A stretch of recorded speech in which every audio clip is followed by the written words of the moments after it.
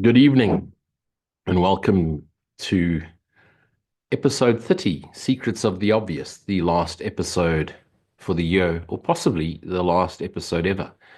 I'm getting to that point where there's less and less to say, and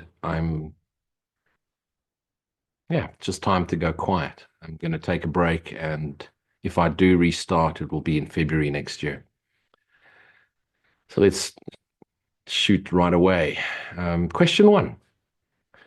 Hi, Lou, and she gives me a long, long story about her path and started off with Advaita Vedanta and then found A Course in Miracles 12 years ago and somehow has sort of drifted back into the Advaita, the Upanishads, and sort of drifts between the two. And what she's really struggling with is what you often hear me say, awareness aware of itself, or be aware of awareness as the essence energy you are. You are awareness. You don't become aware.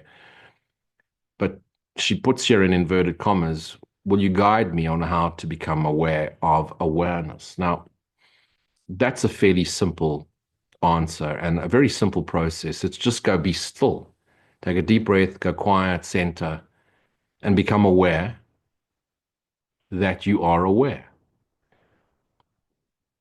I'm always amazed that people think that enlightenment or awareness or awakening to self is some extraordinary activity or event. It isn't. It's as gentle as a breeze. When you get that holy instant, when you get that glimpse into eternity, you're just sitting still, watching the sunset, and you get a breeze on your face. That's it. It's like the breeze on your face. Somehow, our egoic chatter, the chatter, convinces us that we're not aware. But you're aware. You're aware of me speaking. You're aware of the sounds in your room. You're aware of your body, the aches and pains, the energy flowing through you. You're always aware. The difference and the question should be, what are you aware of? Are you aware of the contents of consciousness, the contents of your consciousness, your dream content, people, places, things, and events, what makes up the activity called the universe, consciousness? Or are you aware of the all pervading awareness in which consciousness is a temporal glitch? Awareness is like the silence between notes. Consciousness is the noise that, if you put it in the right sequence, somehow sounds like a melody, which then either traps you in the rhythm and melody or reminds you as an echo of eternity of the silence between sounds.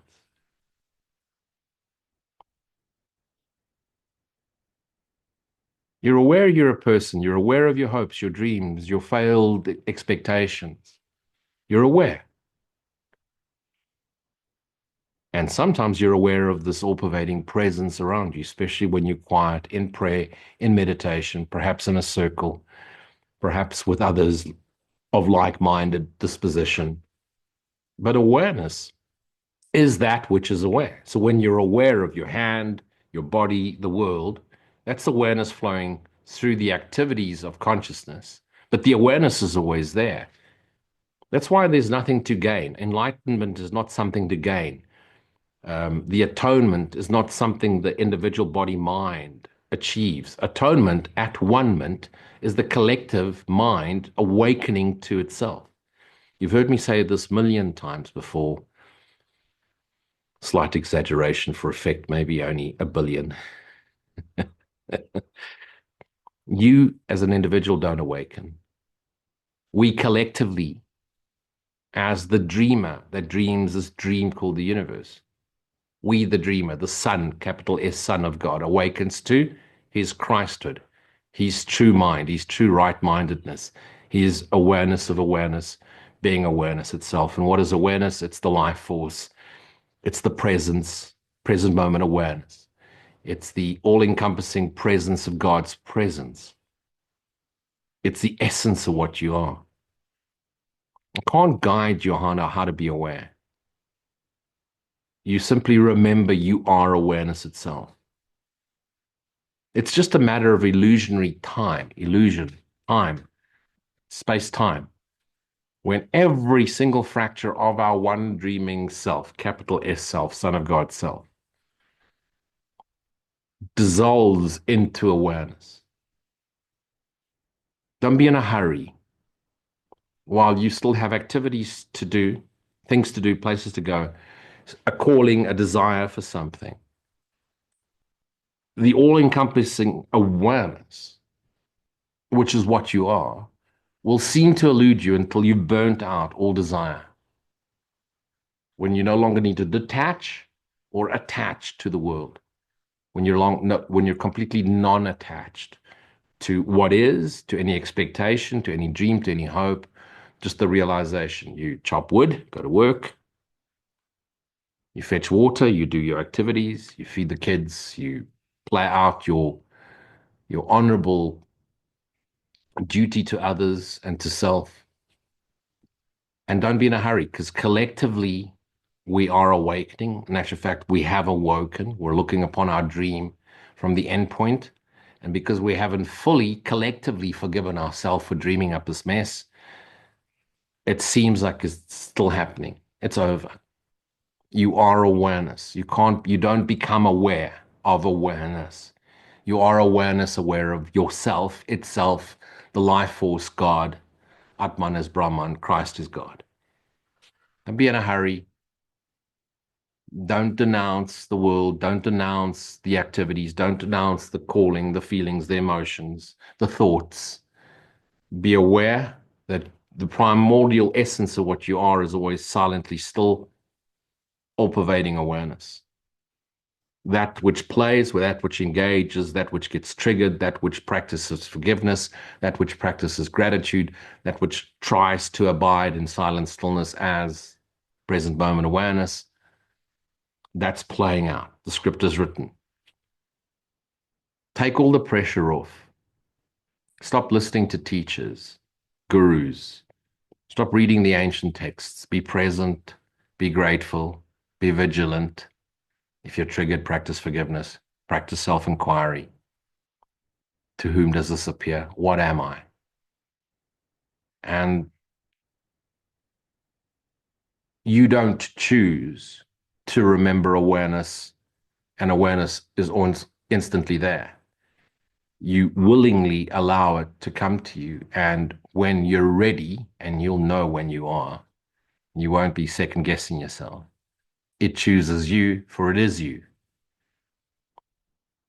There's no guidance and there's no guideline other than you've been given the curriculum, practice forgiveness, practice gratitude into your brothers, and the recognition that everyone you see, the essence of all of us, every single one in this universe and all future alien races to come and visit us, are the essence of all of us is awareness.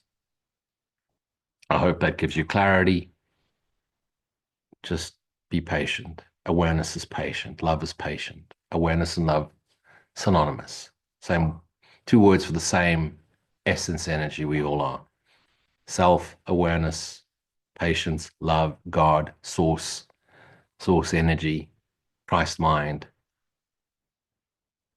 It's the same thing. If you try and explain it, it becomes at best concessions and still concepts until the full recognition of itself is made known to itself by itself, which is what you really are. Hope that gives you clarity. Okay. Next question, in a similar vein, slightly different question. This person has gone through hell, given me a life story, and recently found my YouTube channel and quite likes the roguish, direct approach. And finally, after telling me the long story, the question is simply this: Lou, can you teach me to learn how to love myself? So you want to learn how to love yourself. Cannot learn how to love yourself. I can do a whole lot of those self-help courses, and it will give you something to focus on. And there's a lot of psychology on what self-love means. But very often it's mistaken with physical activity, and you can't love yourself. To love yourself is to love an illusion. You cannot love yourself. What appears as yourself is a temporal illusionary construct of your dreaming mind. What you can do is become consciously aware that the essence of what you are, our shared self, the true self we all are, Christ's self, the extension of God's love, is love itself.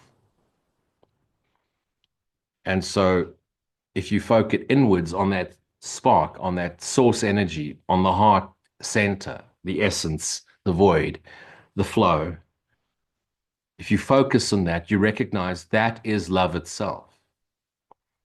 And that love is, what is God? God is love. The Lord God of your being is the energy, the flow, the center, the heart. And when you become aware that the core essence of you is pure love energy. Now remember, you're becoming aware means you're in conscious dream state. The character, you, the Jiva character, the projection, is becoming aware that the appearance of you isn't real. The essence of you is. And when you recede into that, you are awareness. And when you are awareness, awareness knows itself as love. And true self-love is the recognition that the essence of what you are is love, because God is love, and the extension of God is love. And what is the Son? The extension of love. You are love. So recognizing you are love, you love the Lord God and your being. That's the closest you'll get to what the world tries to explain as self-love. Be thyself knowingly, be love knowingly. When you recognize you are love, love naturally through the body-mind apparition sets boundaries, boundaries of self-respect, which is self-love. Self-respect and self-love is the same thing. We say self-respect in business, we say self-love in spiritual circles, it's the same thing. Love is really the absence of you and me, the absence of characters. Love is the essence energy, source energy, flow energy, ever extending. So the essence of us is love, is self-love. Love is all pervading. The self is all pervading because it's the ever extending presence of an all pervading presence of the presence, which is eternal now, God. It's the presence of God. It's the presence of the extension of God we are. To truly love oneself is to recognize oneself as love. And love doesn't set up boundaries because it's all encompassing. But while you hear in body mind, self-love is the recognition of the holy self. And that's where the boundaries come. So when people are saying, can you teach me to love myself? It's to say, they're really asking for ways to teach them to say no. No thanks. I won't let you abuse me. I won't let you treat me that way. I won't let you. And I am love, and therefore what I have, I share, and what I share, I have. And I share it openly and equally with no judgment with all. And that means self too, this appearance too. And therefore, if you cannot treat that in the same way as I treat the Lord God of my being, then I won't allow you to treat me any other way. And it's setting healthy boundaries, learning to say no, and learning to put the Lord God of your being first. When you put the Lord God of your being, your beingness, our shared self, first and foremost, it's the same as saying, seek ye first the kingdom and all else shall be given you. I and my Father are one indivisible self. It's the jihad, the holy war. No thanks. I will not allow anyone to intrude on this. Doesn't mean I go out to war to defend it. I just am not engaging in the wars in the ways of the world. I put the Lord God of my being first in my present moment awareness, and I stay vigilant for that awareness. And I stay vigilant, and I do not let any attack thoughts or attack thoughts inform people intrude upon that. And so if you want to self-love, just imagine you treat yourself in the same way that God treats you, and you ensure that others do too. And that means you teach other people on how to treat you, and you set healthy boundaries, especially with family and old friends who have a tendency, if they've bullied you or been negative towards you, to say no. Just because your parents and your spouses or your siblings have always treated you badly Doesn't mean you're going to let it happen forever. And even if it means that they go away, you put your hand up and you go, no thanks.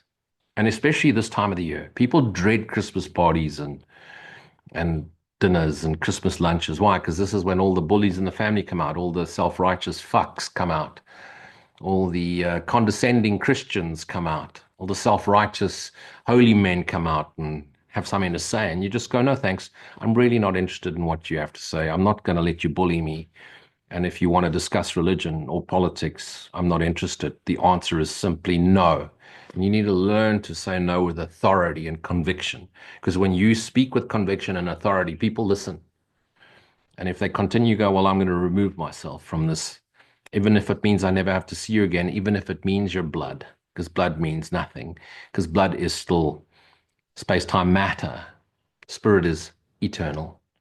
And you do not put up with blood relatives just because they're blood relatives. Blood relatives, illusion means absolutely fuck all. Be true to self, the Lord God of your being. No. And if you want to be in my company, then you will not abuse me. You will not say negative things or condescending things or use sarcasm or racism or discrimination or sexism. No. Simply no.